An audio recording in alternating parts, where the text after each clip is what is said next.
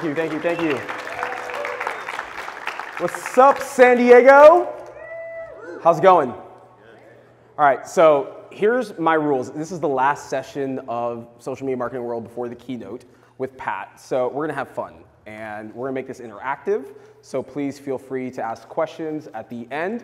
And I wanna go ahead and share with you that they asked me to speak about Snapchat ads, so I'm going to talk about that in this presentation, but I know that my man in the back, Sean Ayala, did an amazing job today talking about the Snapchat ads platform, so I want to remix the content a little bit.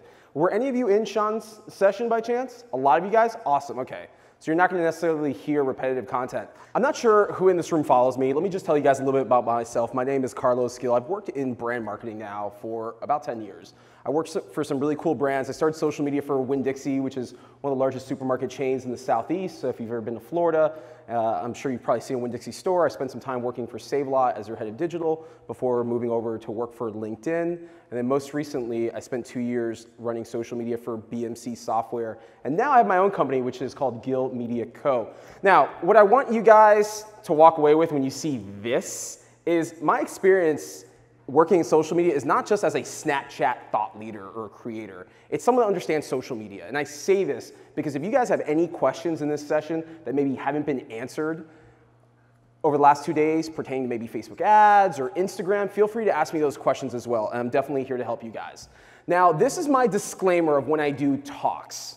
And the only metric that matters, I know we're at a social media conference and you hear about things like engagement and clicks and likes and all these what I like to refer to as fluffy metrics. The only metric that matters is sales. And I've worked for some really hard-nosed CMOs. I don't know if you guys, I see some heads nodding, I don't know if you guys and girls can relate. I've worked for some really hard-nosed CMOs over the years that they don't care to know how many swipe ups we got. They don't care to know how many clicks we got on our posts. What they really care about at the end of the day is what is social media doing for our bottom line. So I preface by saying this because in all of my talks, I want you guys to walk away with actionable insights that you're gonna go back to your offices and say, I heard from this guy named Carlos Gil that actually taught me how to go ahead and make sense of this and drive ROI for our brand. Now, it's been an interesting year for Snapchat. I wanna give you guys a little bit of context. I've been on Snapchat since 2013. Around that time, I was running social media for a grocery store chain in Winn-Dixie. And I joined Snapchat out of curiosity because I kept hearing about this platform in which all these kids were joining. So the first year that I was on Snapchat, it was definitely about research and discovery for me. I had like the same 5 friends. I used Snapchat exclusively just for messaging. There were no stories back then. And what I really liked about the platform was the fact that there was intimacy within that platform, within the direct messages that necessarily didn't exist on Facebook. And I think we can all agree, Facebook has ballooned up. It's massive. Snapchat isn't on that same scale yet. However, the last year has been very interesting for Snapchat because a few things have happened. They've gone public. And this is actually a really good thing for brands. Hear me out for a moment. All of us in this room, to some capacity or extent, represent a company. We represent a brand. We're responsible for the bottom line that social media drives for our organization. Companies like Snapchat, when they go public, now they are in business to drive revenue. And the only way that they're going to drive revenue is by getting your ad dollars. The great thing about this is over the last 3 years I've stood on this stage and talked about Snapchat. The last 3 years that I've been on Facebook, in mastermind groups like my social media masterminds group that I recommend all of you guys join. For the last 3 years, I've heard so much from marketers saying Snapchat's crap. Why have they said that? Because there hasn't been an ads platform, because there really hasn't been a way to scale. And let's face it, posting content and just getting views is not scaling. It's a fluffy metric, once again. And the only metric that matters is sales. So over the last year, Snapchat went public. Who knows what this is on the screen? Spectacles, right? Does anyone in this room own a pair of spectacles? One, maybe 2 of you. My spectacles sit on my shelf on my prop wall in my office. And this was the scene not too long ago, about a year ago. Spectacles would pop up on the scene, everyone would go to the Snapbot, and you'd see this scene, chaos. People in line just to get a pair of cheaply made sunglasses, which a year later aren't relevant. I remember when I got my first pair of spectacles, I had someone that follows me on Snapchat that literally went to this store in New York and was in the cold for like 16 hours just to get a pair. The reason why I have this up here is because as marketers, our jobs are not to be married to these platforms. Our jobs are to be married to our customers and our community. These platforms are channels. So if you hear me kind of taking some swings here and there at Snapchat, it's because my mindset is omni-channel presence is the name of the game here. Your customers today might live on Snapchat, tomorrow they might live on Instagram, or they might live on both. And that's the reality. There's this redesign. By show of hands, and please be honest, how many of you have just been driven nuts by this latest redesign? Almost every single person in this room, myself included. And here's what I found interesting that Evan Spiegel said in this CNN tech interview. Evan says that with the new Snapchat redesign, what they're doing is they're separating social and media. Think about that for a second. Social and media are one and the same. Us as people, we are all media. Does everyone here have a smartphone? Guess what? If you give someone a social media account and a smartphone, you're a journalist. You are media. So you can't really separate one and the other, which is why I look at the new redesign as like, man, it's hard to see people's content now. Here's someone that also had an issue. Kylie Jenner posts this tweet, and what happens? Snapchat's on Twitter, they don't respond, and the end result was $1.5 billion slashed. Take this as a lesson for all of you that are community managers at brands out there. And again, there's a reason why I'm sharing this with you guys. As community managers, as social media managers, directors of marketing, whatever your title is at your organization, you need to listen to your community. Without your community, you have nothing. These channels are just tools. Whether it's Snapchat that's hot today, or Instagram that's hot, or YouTube in the moment, these are tools. Who remembers this? In the last year, we've seen more hot dog and people dressed up in Bitmojis through AR all over the place. We went from seeing this, which is rainbow vomit, to hot dogs. Now, it's not all doom and gloom. I don't want to pick on Snapchat, but I say this because as a marketer, once again, it's up to us to not just drink the Kool-Aid and get our bosses to drink the Kool-Aid, but to really believe in these platforms. And the reality is you've got this competition right now for attrition, which is Instagram and Snapchat. How many of you in this room are on Instagram? Almost every single person. It's the hottest social network that exists right now. Snapchat has about 255 million users. Instagram is nearing 1 billion. Instagram is owned by Facebook. Snapchat is Snapchat. So there's a big disparity there. Now, it's not all doom and gloom. Let's face it. A lot of us that are Snapchat users, whether it's a business account or personal account, we've lost some views because what's happening? All of us in this room, we're gravitating over to Instagram, myself included. We like stories. We like the infrastructure. Our Facebook friends that probably weren't on Snapchat are now on Instagram. So I say it's not all doom and gloom because the reality is that today, this is your audience on Facebook. Like, let's face it, right now, you get 1% or less of organic reach on your Facebook page without spending money. So this is your audience that you're speaking to day in and day out when you're spending time, money, and resources to create content on Facebook. And I say this because there are people sitting out there across various social networks that you're able to reach. And I've never been one of these marketers that gets so married into one social network because my objective, anytime I've ran social media for billion-dollar brands, is quite frankly, I don't care how I reach you, but my objective is I'm gonna get my brand in front of you. So take a look at this breakdown right here. Facebook has 2 billion users. You've got YouTube, which is a great, not social network, but content marketing hub. You've got Instagram. The greatest unkept, or the greatest kept secret right now in social media marketing that no one's talking about is Messenger and private apps. Over the last year, I had an opportunity to speak in 10 countries internationally. And guess what people are using to communicate? It's not Facebook, it's not Snapchat, it's WhatsApp, it's Messenger. And this to me was eye-opening because when I see that these private messaging networks have over 1 billion users each of them, these are real people. And I think the mistake that a lot of marketers make is this mindset that you have to have the biggest audience. Guess what? You don't have to have the biggest audience whatsoever. What you do need to have is an audience that's engaged.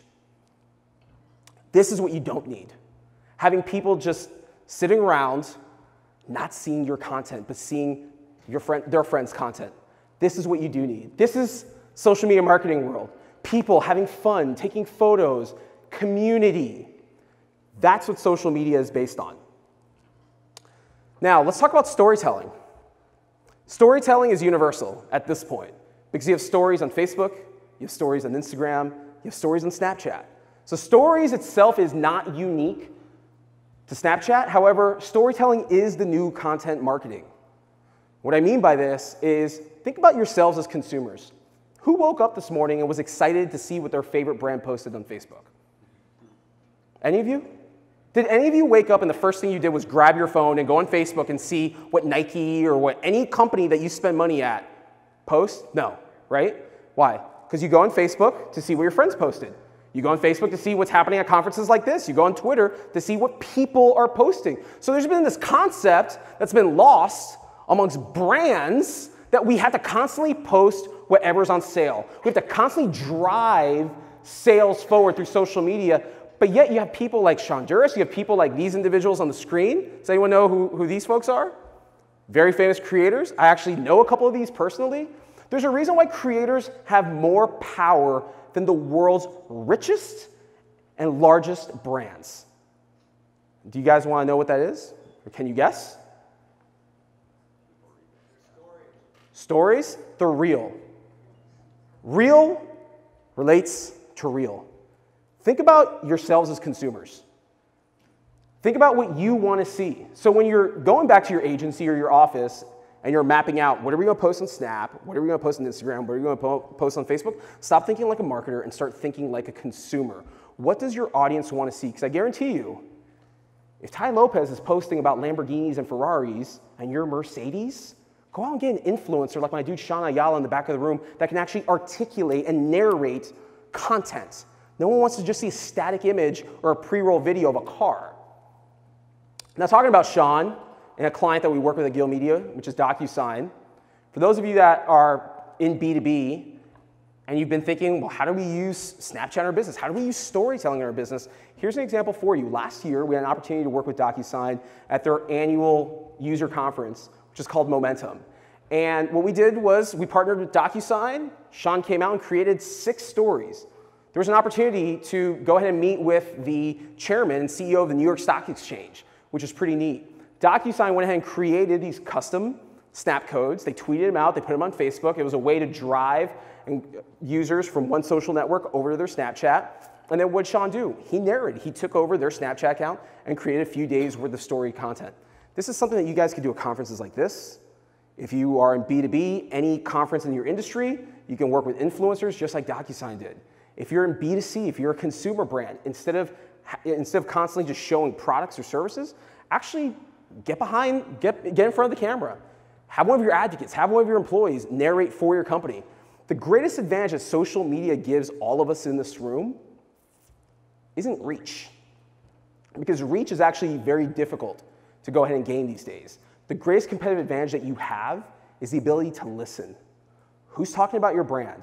Who cares about your brand? Again, it's not about the numbers. The numbers don't have to necessarily be thousands or millions. And I'll give you guys this example. If I were to go ahead and take 50 people right now, and take 50 of you and put you to sit right here, you say, wow, 50 people is a lot of people. So what's 50 people worth to your company?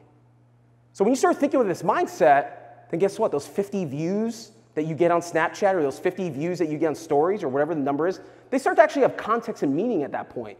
Because that view is a real person that you're able to interact with and engage with and touch.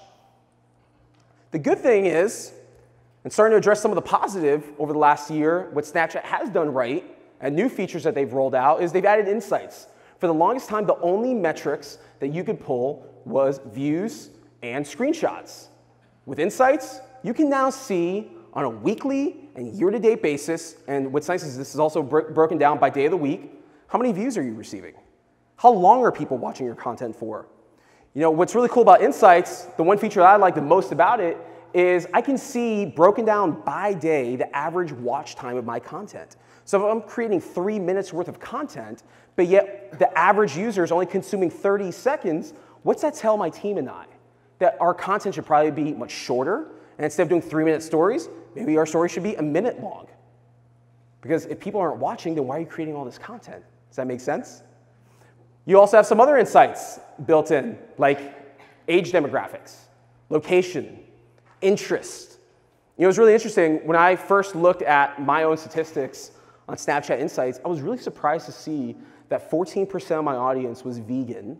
The other 14% was into like heavy metal rock music. This is fascinating because I'm not a vegan and I'm not into heavy metal rock music. But knowing what my community is into and what they're about now helps me modify my content. Maybe I won't post snaps of me going out and having a steak dinner anymore. Maybe I'll start posting more content that's related to eating clean and healthy living, just to give you guys some examples. But definitely leverage your insights.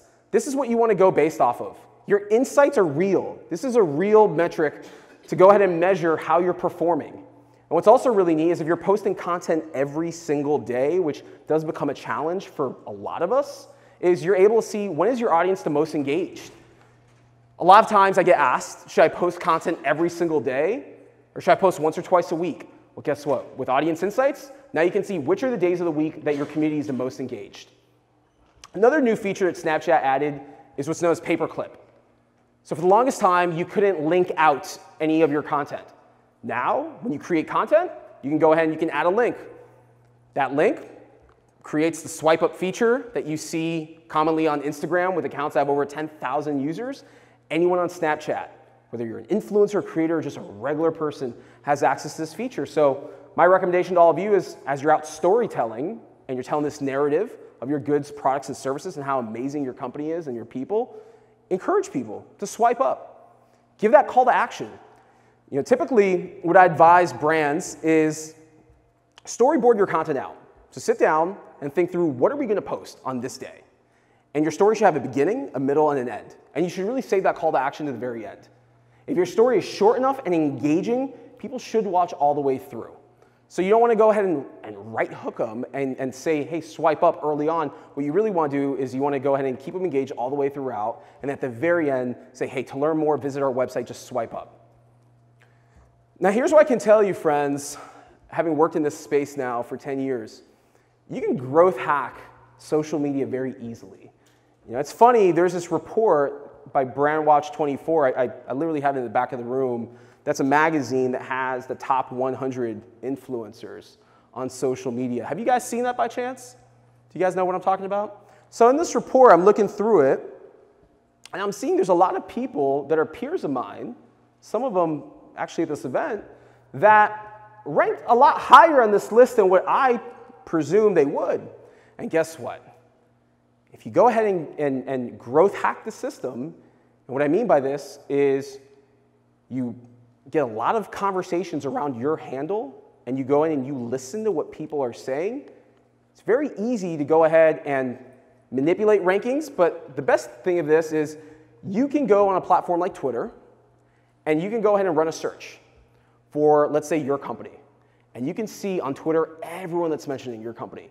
You can go on Instagram right now and type in a hashtag for either your company or your industry, and you'd be surprised how many people are talking about your industry. Let's say you're in construction, okay?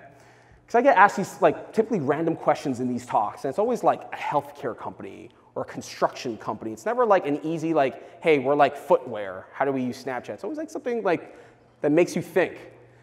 And I often say use a platform like Twitter or Instagram to see what are people in your industry, what are they posting about? What are they talking about?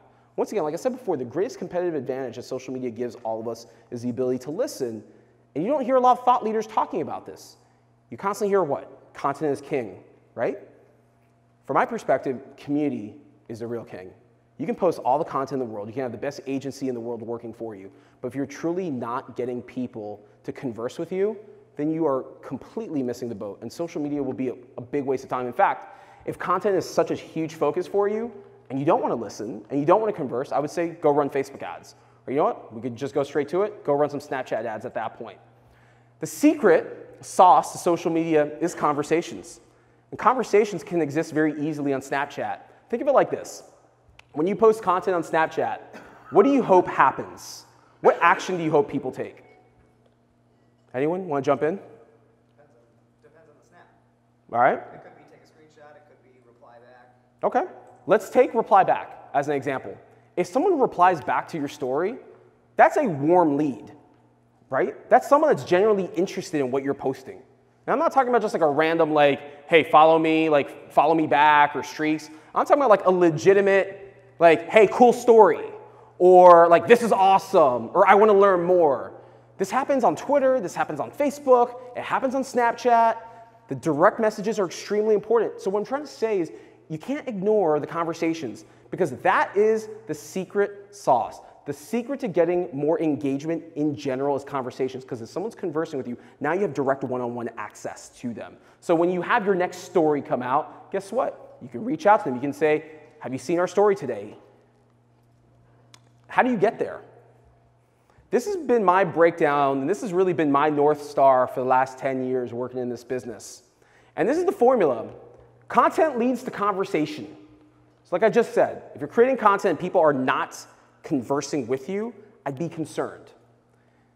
Before you post content, go research your competition.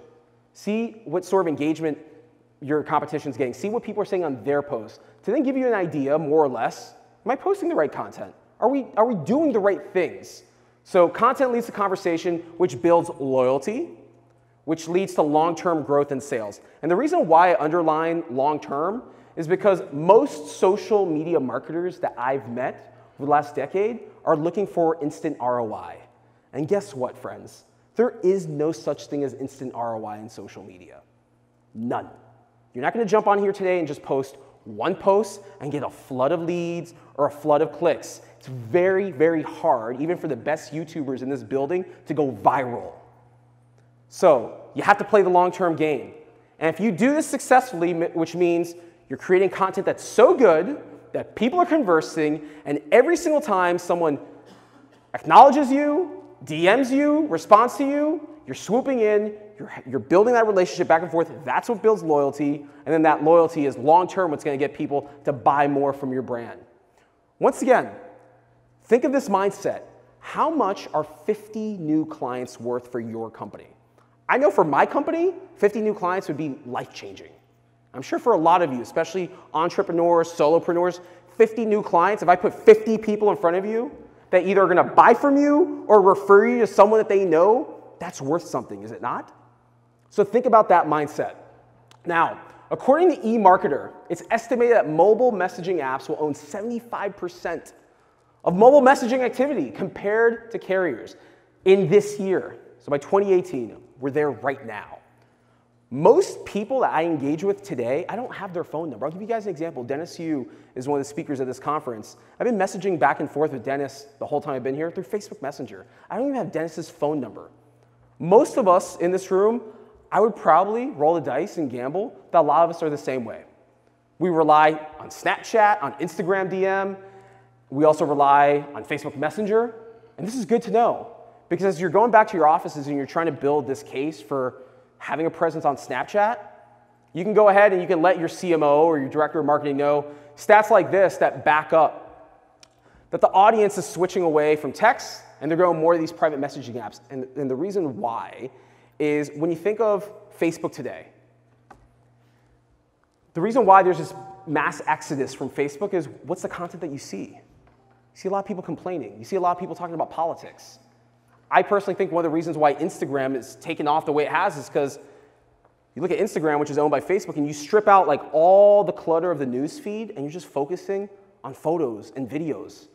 You're focusing on feel-good content. That's what people want to see. They want to open up their phone, they want to go in their feed, and they want to see what's happening either around them or in their network that makes them feel good. And I'll give you guys an example. Maps. This was a feature that I absolutely hated when Snapchat rolled it out. I thought it was really creepy. The fact that anyone could go on Snapchat that I'm friends with, and they could see where I'm located.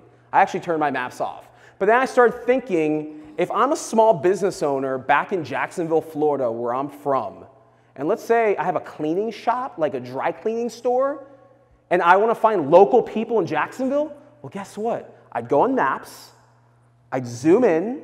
First of all, I'd follow a ton of people in Jacksonville, and at my store, I'd have my Snap code linked, so anytime people go in, they add me on Snap. So with Maps, I'd then be able to zoom in, see who's near my shop, and guess what? I could direct message them. I could give them an offer, which this is a great growth hack, if you will, for small businesses, when you really think about it. I went this morning, as I was putting together these slides, I actually went on Snapchat's website, and their maps now are accessible on the desktop. So think of this. You could be sitting right here in San Diego, and you can see what's happening, what's trending on Snapchat. You could be back at your office, and you can see what's happening. What are people talking about? You can also create content over and over at your place of business and get it to appear on this heat map. So if you work at a company that has hundreds or thousands of employees, and employee advocacy is something that you're practicing over there, think about encouraging your employees to follow your brand on Snapchat and to create content on Snapchat. This is what's really neat too. You can also embed this Snap map on your website. You can also embed it on your blog. Now let's talk about context cards before we jump into ads. Context cards is a feature that came out last year in partnership with Foursquare. And the easiest way for me to describe this relationship between Snapchat and Foursquare is think of Yelp. Have all you in this room at some point used Yelp? Yeah. Yes, no, for the most part? Show of hands? Almost all of you? Okay. So think of this partnership between Foursquare and Snapchat as basically being like Yelp with video. This is the way it works. You go on the map, and you see different locations. And now you can see who has created content at this location. So let's just imagine we're here at the San Diego Convention Center, right? You go on the map, and you can see any time people have created content on Snapchat at the San Diego Convention Center. The reason why this is important for all of you is I know a lot of small businesses are here in the room. I know you've got a lot of even enterprise brands. You want to be conscious of what people are posting at your business, because now Snapchat has gone away from being just mobile-based to this is all content that's accessible on a desktop. Now, let's move forward to ads, which is why we're here. So Snapchat rolls out this ads platform, and I absolutely love it. And the reason why I love it is because it's very similar to what I'm already used to using on Facebook. This is actually the interface right here. And it's very similar to Facebook. You can do several things in here in terms of you can go on custom audiences. You can upload your own mailing list. You're not on Snapchat? Why aren't you on Snapchat? It what? I guess I updated myself. I don't know. I was telling Matt because I'm old. No, you're not old. Come on. My mom and dad are on Snapchat. My dad's 70, all right? We have a 54-year-old on Snapchat. Are you a grandma? No? No, I'm just saying, like, grandmas, especially, like, my mom's a grandma to, I've got 5 kids. Grandmas love Snapchat. Why? Because they can see what their kids are doing and what their grandkids are doing. Same reason why parents of, like, my generation are on Facebook. So there's always been this mentality and this mindset, and I heard this over and over when I worked in B2B, that Snapchat is not a place to reach professionals. Well, guess what? When you have the tools, and you can take a LinkedIn connections list, or when you can go buy a buyer's list, or if you're buying a booth at a conference where you're spending like 100 grand and you're getting all these leads, guess what you can do now? You can run these leads through audiences on Snapchat, and you can see how many of those people are on. And the good thing is, let's say you get 1,000 contacts and 100 of them are on Snapchat, then that's 100 people you're serving an ad to, and you're not wasting money trying to reach all these people out there that you don't know who they are. So when you log into the ads platform, the first thing you're going to do that I recommend is go into audiences. This is what the interface looks like here. I've played around with it. I've imported my LinkedIn connections. I've also imported some other lists. As you can see here, you import a list, and then it tells you your approximate reach. So in this case, this one list I uploaded has 7,000 users or emails that matched up, meaning that list might have had thousands of people, and then it drilled it down to only 7,000. But hey, those are 7,000 people that I can reach on Snapchat. So you get to the point where you create your custom audiences, you create your list. Very similar to Facebook. I think you guys can agree. And then you go create your ad. And I'm a big fan of like the quick and easy route. So before you get to this point, you want to go ahead and really assess the content that you're going to go ahead and post. The content should be filmed in vertical. What's really neat is you could use an iPhone nowadays. You don't need to have fancy equipment. You can film your ad, you save it. It should be 10 seconds or less, and then go over to quick and easy. And just for the purpose of an example here, guys, I've got a vlog, it's called the Hustle Diaries. So if you go to my YouTube channel called Carlos Gil TV, and I've actually promoted a lot of my content, not on Snapchat necessarily, but on Instagram. So I use this example here. If I want to promote my YouTube vlog, what I would do is I would upload this file, which is on my computer. It's also saved in my art gallery here. And I just fill out all the prompts. So again, it's really simple, really intuitive. Here's where it gets really good. This is where the magic happens, is what audience do you want to serve your ad up to? In my case, I leverage a lot of my insights, not necessarily from Snapchat, but I leverage my insights from Instagram, I leverage my insights from Google, and I leverage my insights from Facebook to know who my audience is. So I'm kind of taking all this data from other resources, and now I know that the majority of my followers, if you will, are within this age range. They typically start around 21 to 24, and then they go up from there. Now, my content is not me jumping out of an airplane and skydiving, it's business content. So who do I want my content to be served to? A business audience. So I'm able to go in, I'm able to type in who I want to see my content. I type in business. This is what's really neat. Through recent partnerships, Snapchat pulls in data from third parties. They also have their own data. And then you see I have business, reaching all genders, in the states of Florida, California, New York, ages 21 to 35, and then there's a potential reach of 2.9 million to 3.4 million, which is pretty cool. You have options of PayPal or credit card to purchase, your ad's created, and then voila. I don't have any metrics here to share with you guys, but this is the screen that you're gonna see. As your ad starts running, again, very similar to Facebook, you're gonna go ahead and start to see this, these columns populate. Now, as I look to wrap up, and I'm sorry if this offends anyone in the room, but I've got to talk about this. Facebook. How many of us here are salty because of Facebook's algorithm? Anyone? Yes, a few of us? Come on, guys. Does anyone here use Facebook for marketing? Like almost all of us, right? So we know Facebook has changed the algorithm quite a bit. It's made it harder for us to market. This is the world that we're living in today, and it's not going to go ahead and slow down. So my recommendation to all of you is go omni-channel. If Snapchat's a platform that you have any hesitancy about, think about your audience first. Who is your customer? Who are you trying to reach? If you're trying to reach someone between the ages of, say, 18 to 35, Snapchat's a good platform for you. If you're trying to reach someone much older, it might not necessarily be where you invest all your time. You might want to go ahead and at that point double down on Instagram content or Facebook. You've got these guys on Snapchat. You've got a young billionaire right here. Snapchat's not going anywhere at all, contrary to popular belief.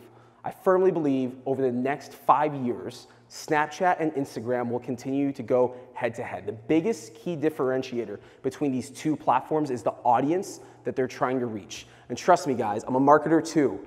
I want to go ahead and make sure that for my clients and for my company that we're reaching everybody, but the reality is at some point you're going to have to draw your line in the sand and decide where are we going to get the biggest bang for our buck. Hopefully, and we're going to answer some questions. Do we have any time, Chloe? Hopefully we're going to answer some questions here in a moment, but I want to leave you guys with this quote right here because the great Walt Disney created perhaps the most iconic brand in the planet, and Walt Disney is the master storyteller who never got a chance to see social media a day in his life. So do what you do so well that they will want to see it again and bring their friends, which to me means whether Snapchat is your choice of platform where you're going to create content, or whether it's Instagram or Facebook, just create good content. Build a community. Listen to your fans. And if you do that successfully, then I guarantee you, you're going to 10x your business. Thank you.